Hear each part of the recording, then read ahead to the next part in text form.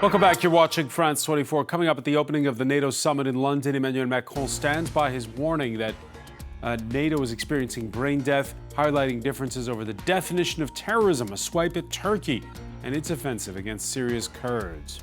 Trust between the EU and Malta has been, quote, seriously damaged, warns an EU Parliament delegation, adding the pressure on Prime Minister Joseph Muscat to make his resignation immediate over the 2017 car bomb killing of journalist Daphne Caruana Galizia. French gendarmes break up barricades outside fuel depots over the end of diesel subsidies. This as commuters prepare for Thursday's massive strike in France against pension reforms.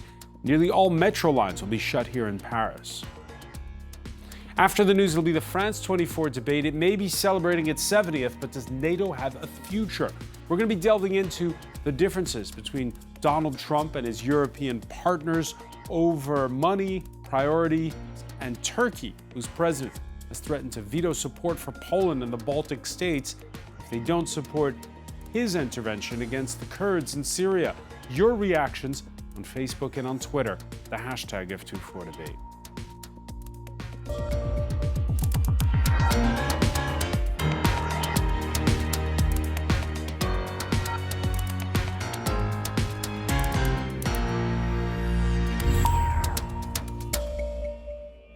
Emmanuel Macron standing by his words in London at the outset of a 70th anniversary NATO summit.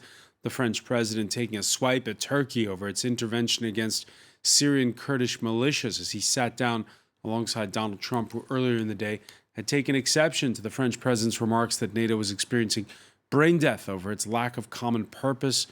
Words that Macron stands by. Macron, who later in the evening met with his Turkish counterpart far from the cameras, a meeting described by aides as frosty. There's a clear, reaffirmed will to say the absolute priority in the region is the fight against the Islamic State group and terrorism, and that nothing will divert it.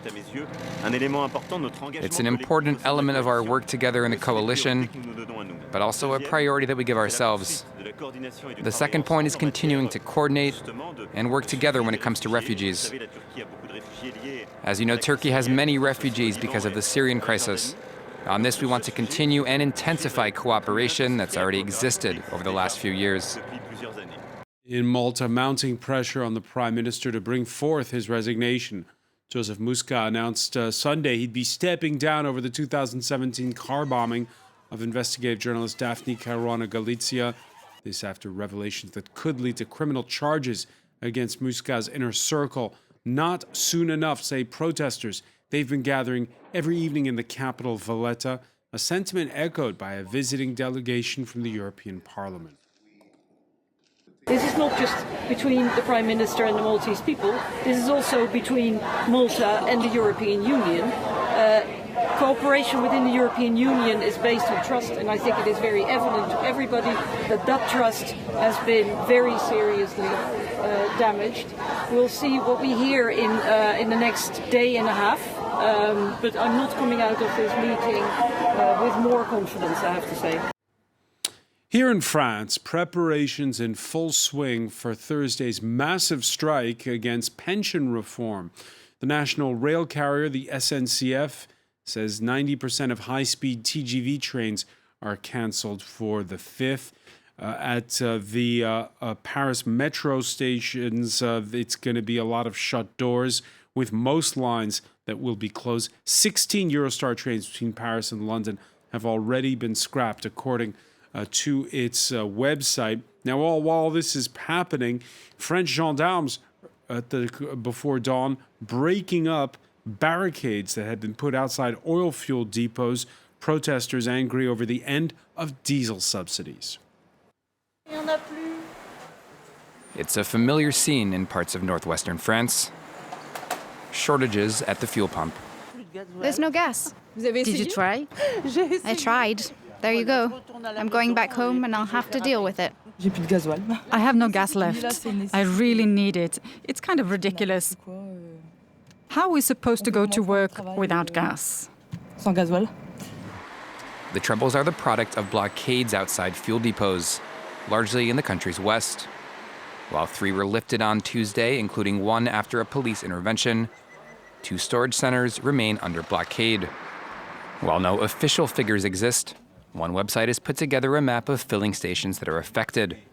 It estimates that nearly 400 are completely without fuel, with another 400 lacking supply. On Monday, France's finance minister met with construction workers leading the blockades. While the state hasn't agreed to workers' central demand, the extension of a special tax benefit on fuel, France's finance minister said on Tuesday that concessions have been made and that dialogue is continuing. I'm calling on everyone to be responsible and reasonable. We have an agreement that's solid. We worked a lot on the question of security checks and fair competition, and we're going to work on the final step so that we can have a general agreement between the government and these construction workers. But as lines outside stations continued on Tuesday, commuters remain anxious, especially as France gears up for a nationwide strike on Thursday, with state rail service expected to undergo major disruptions. At the French National Assembly, heated debate over a bill that would make anti-Zionism a criminal offense, conflating it with anti-Semitism, which is illegal here in France. Many argue that this is just playing into the hands of the hard right in Israel. Catherine Kadir-Clifford has more. It's a divisive bill presented by Sylvain Maillard, an MP from President Macron's Republic on the Move party. The resolution aims to widen the definition of anti-Semitism, criminalizing anti-Zionism in France.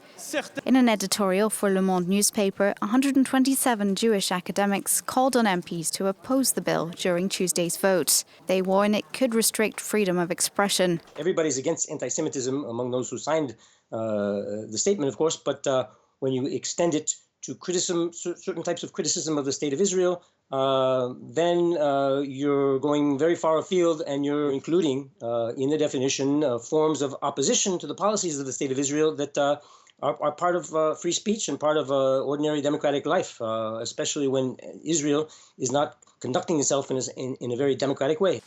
France saw a 74% rise in anti-Semitic incidents year on year in 2018.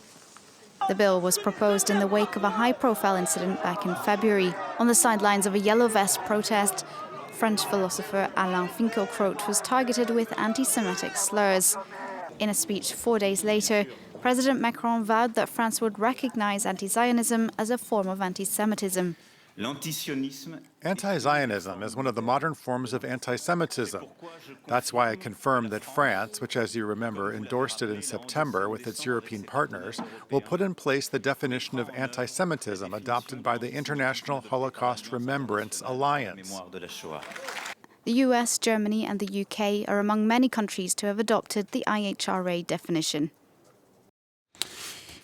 Climate activist Greta Thunberg is back from the other side of the Atlantic, and true to form, she didn't take the plane, but sailed, taking a catamaran, landing in Lisbon. Her next stop, the COP25 Climate Summit, which opened Monday in Madrid.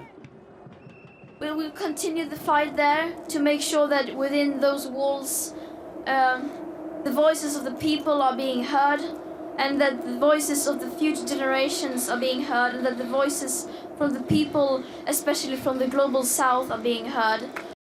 Now, can earthworms save the planet? The village of Combayot, close to the southern French city of Montpellier, testing an environmentally friendly and cost-saving method of treating water. In the village of Combayot, 2 water treatment plants stand side by side. One of the traditional kind that treats water with chemicals and generates sludge waste, which is expensive to dispose of. Next to it, this experimental plant, a vat filled with earth and wood chips in which some 2.5 million little labourers are hard at work. It's these earthworms which are treating the used water. The worms absorb and digest all the waste elements within the water, a natural process which requires few materials and little maintenance.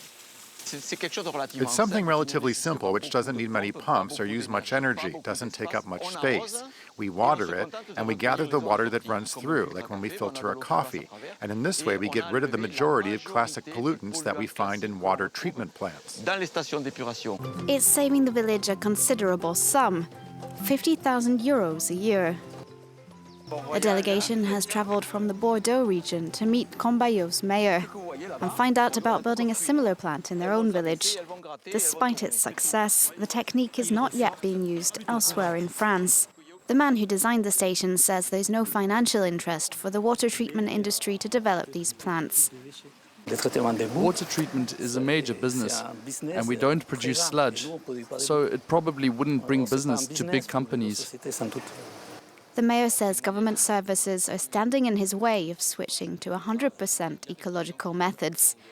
He fought them for 6 years to be able to build his experimental water plant.